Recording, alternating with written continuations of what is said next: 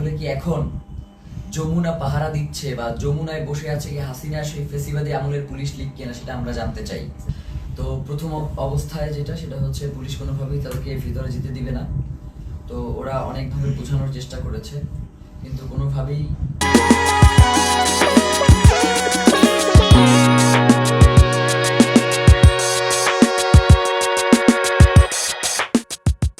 ওরা মানতে ছিল না। পরবর্তীতে আমরা বলেছিলাম যে এবং এটা তো একদম খুবই সহজ ব্যাপার, 1 মিনিটের ব্যাপার, আমাদেরকে সরিয়ে দেওয়া এই ওখান থেকেই করা।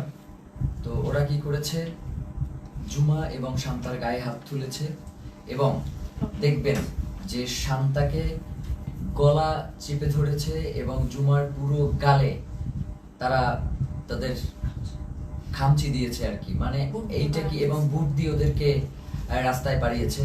তো এই যে ফ্যাসিবাদী আমলের যেই পুলিশ, এই যে পুলিশ লীগ, তারা আবার নতুন করে যে মাথাচাড়া দিয়ে হচ্ছে এবং তাদেরকে যে কেউ কন্ট্রোল করতে পারছে না। আমরা দেখতেছিলাম যখন আমাদের উপরে হামলা হয়েছে, তখন পুলিশের ঊর্ধ্বতন কয়েকজন কর্মকর্তা, ডিবি কমিশনার, তিনি চেষ্টা করছিলেন বারংবার যে আসলে যাতে আমাদের উপরে হামলাটা না হয়, কিন্তু পরক্ষণেই আমরা দেখতে পেয়েছি যে তার আদেশ অমান্য করে পেছন থেকে পুলিশের কিছু সদস্য তারা অতর্কিত হামলা করেছে এবং আমাদের ভাইদেরকে রক্তাক্ত করেছে।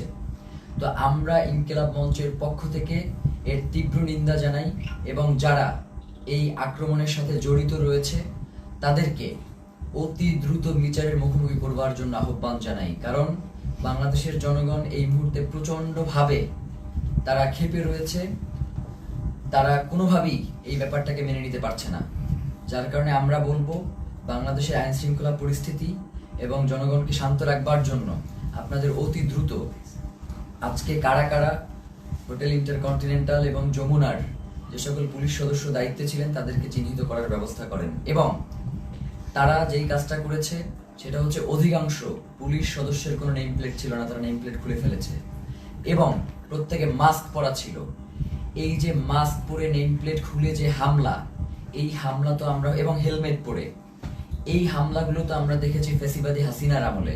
তাহলে কি এখন যমুনা পাহারা দিচ্ছে বা যমুনায় বসে আছে কি হাসিনা সেই ফ্যাসিবাদী আমলের পুলিশ লিগ কিনা, সেটা আমরা জানতে চাই। সেই সাথে এসএসএফ আজকে প্রচন্ড রকমের দুর্ব্যবহার করেছে আমাদের সাথে, আমাদের যুবাকে রাস্তায় ফেলে মেরেছে এবং মাথায় আঘাত করেছে, ছাদকে মেরেছে। তো এই যে, এবং আমাদের ইনকিলাব মঞ্চের এমন কোনো কর্মী নাই যে আজকে এই হামলায় আহত হয় নাই। তো এখন আমরা এই প্রশাসনের কাছে জানতে চাই, আমরা তো সুনির্দিষ্ট একটা দাবি নিয়ে ওখানে গিয়েছিলাম যে জাতিসংঘের অধীনে যাতে শহীদ ওসমান হাদির হত্যার বিচারটা করা হয়, এই তদন্তটা নিশ্চিত করা হয়।